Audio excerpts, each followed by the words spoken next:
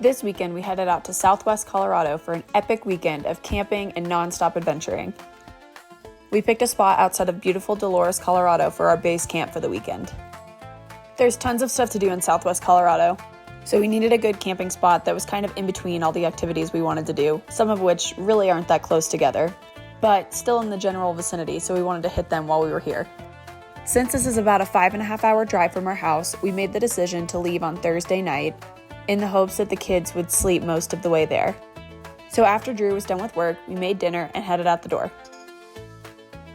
We of course had to have a dance party on the way there, but thankfully about an hour and a half in, both kids were sound asleep. Drew and I are pretty used to finding dispersed camping sites and knew that on a Thursday night so far away from Denver, we wouldn't have trouble finding a spot. However, if you're new to camping or new to finding dispersed camping spots, then I definitely would not recommend trying to find a spot in the dark, as it can be really frustrating and difficult to do your setup. But thankfully for this trip, it actually worked out great. Using our new Starling setup, Drew was able to work a little bit on Friday morning. We decided to get out for a quick family walk before he had to take a couple meetings. While he did that, the kids and I made breakfast, played, explored, and just kind of hung out. I knew this would basically be our only time to hang out at the campsite before our non-stop weekend of adventuring. So it was good just to take the morning a little bit slow, especially after such a late night for the adults.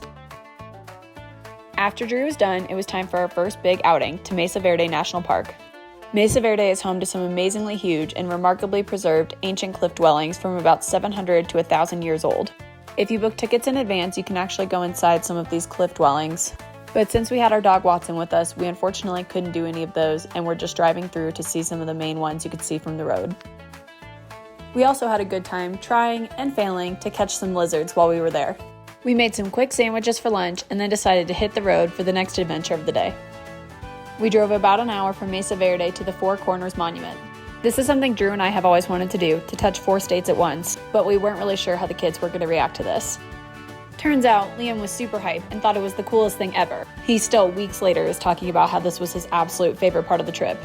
After we all got the chance to hold our plank pose and touch Utah, Colorado, Arizona, and New Mexico all at one time, we hopped back in the car and headed back to the campsite for the evening. Thanks to our built-in alarm clock, aka Carter, who wakes up pretty much at 6:30 a.m. on the dot, we were able to get a really early start on adventuring the next day. Our first destination was to hike the Geyser Spring Trail. This 2.6-mile round-trip trail takes you to Colorado's only natural geyser.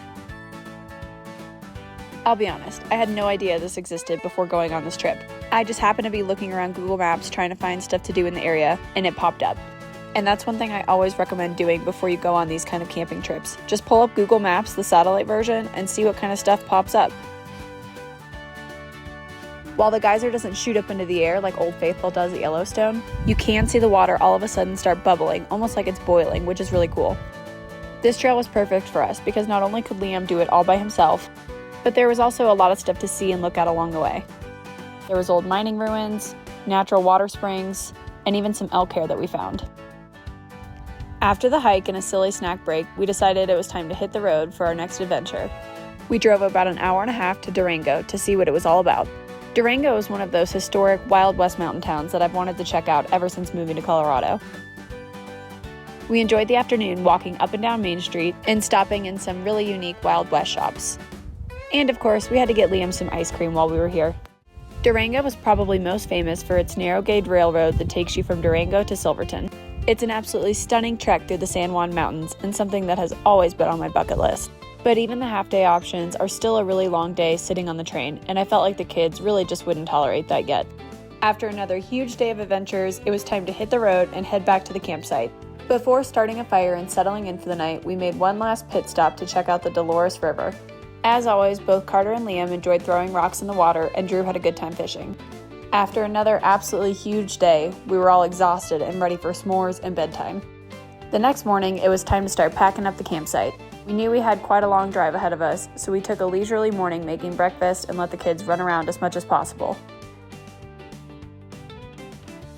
Thankfully, we timed it just right, and by the time we got in the car, Carter was only awake for about an hour before taking his nap. We decided to break up the drive by stopping about halfway in Ridgway, Colorado, a really cool little mountain town on the outskirts of Telluride. This was the perfect pit stop because we got to check out the Ranch and Train Museum, play at the playground for a really long time and get some energy out, and make and enjoy one last camp meal in the park. After another huge weekend of exploring and adventuring, it was time to head home. One of the things I love the most about our camping weekends is that you really never know where the day is going to take you. It really does feel like endless summer days because we pack so much in. So if you're raising outdoor kids too or want to start, subscribe and follow along here at Stones in the Wild.